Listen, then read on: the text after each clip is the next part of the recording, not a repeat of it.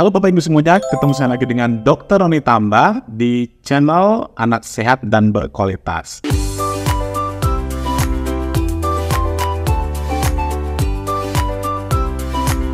Apa kabarnya Bapak Ibu? Saya mendoakan agar semuanya sehat selalu ya. Kali ini kita akan membahas tentang apa yang menjadi syarat untuk donor ASI. Hal ini sangat penting sekali untuk menyikapi ada banyaknya mungkin ibu-ibu yang saling mendonorkan ASInya satu sama lain tanpa memperhatikan daripada aspek keamanannya. Untuk itu maka kali ini kita bahas tentang apa saja sih yang menjadi syarat untuk donor ASI.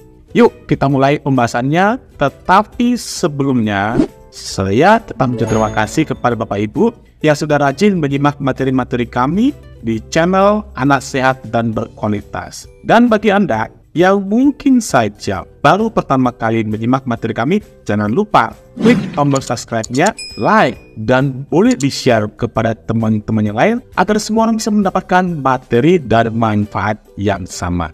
Yuk kita mulai pembahasannya. Dalam hierarki pemberian nutrisi pada bayi, itu menurut WHO UNICEF ada beberapa grading ya. Yang paling tinggi hierarkinya adalah menyusui atau direct breastfeeding dari seorang ibu pada bayinya ya, terutama pada bayi-bayi baru lahir. Yang kedua adalah memberikan ASI perah. Nah, ASI perah ini tentu dari si ibunya. Ibunya memerah misalnya ketika dia bekerja, maka bayinya di rumah akan diberikan ASI perahnya. Yang ketiga adalah ASI perah dari ibu lain. Tentu ini dari donor ya. Nah, donor ini pun akan dibagi dua, dari donor yang ibunya sehat dan donor yang terpasteurisasi. Dan baru yang terakhir itu adalah susu formula. Nah, sekarang kita akan membahas tentang ASI donor tersebut. Faktanya Bapak Ibu semuanya, ada banyak sekali kegiatan yang mungkin saja niatnya baik ya, ibu yang mencari ASI dari pendonor, dan ada juga misalnya ibu yang ingin mendonorkan ASInya karena mungkin saja di kulkasnya ada banyak stoknya gitu ya.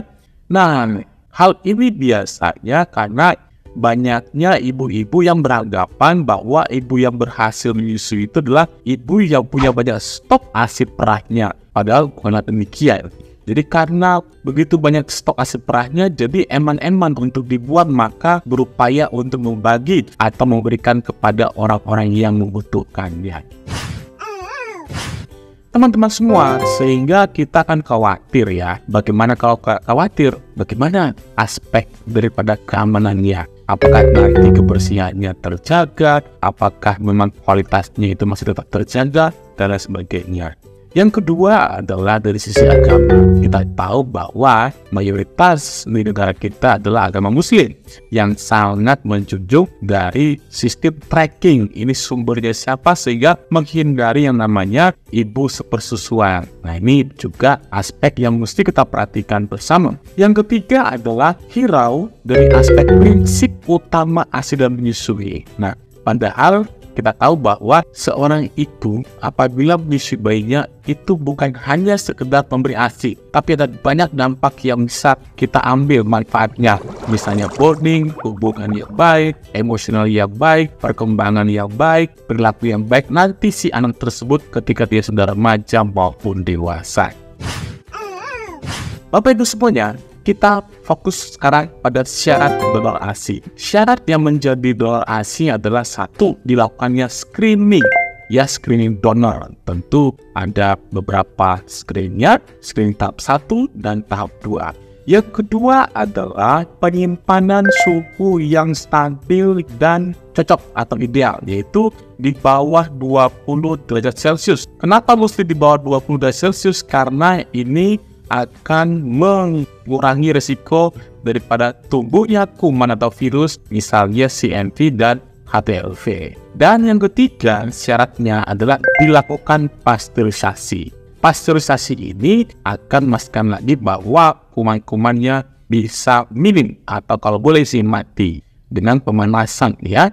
Jadi 3 syarat ini ya. Syarat pertama adalah dilakukan screening, syarat yang kedua adalah penyimpanan yang ideal, dan syarat yang ketiga adalah dilakukannya pasteurisasi. ini merupakan 3 syarat yang mesti dipatuhi, yang mesti dilakukan ketika kita mendonorkan ASI atau menerima donor ASI. Nah, sekarang kita fokus pada screening donornya.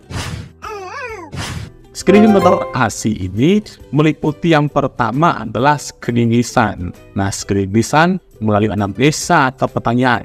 Apa sih diantaranya? Yang pertama, bagaimana tumbuh kembang bayi pendonor? Artinya, kalau misalnya seorang ibu memiliki bayi yang mungkin kurang sehat atau beratnya kurang maksimal, dia hendak mendonorkan ASI-nya, ini juga kurang tepat. Bagaimana mungkin dia mendonorkan ASI perahnya, bayi sendiri kurang bagus?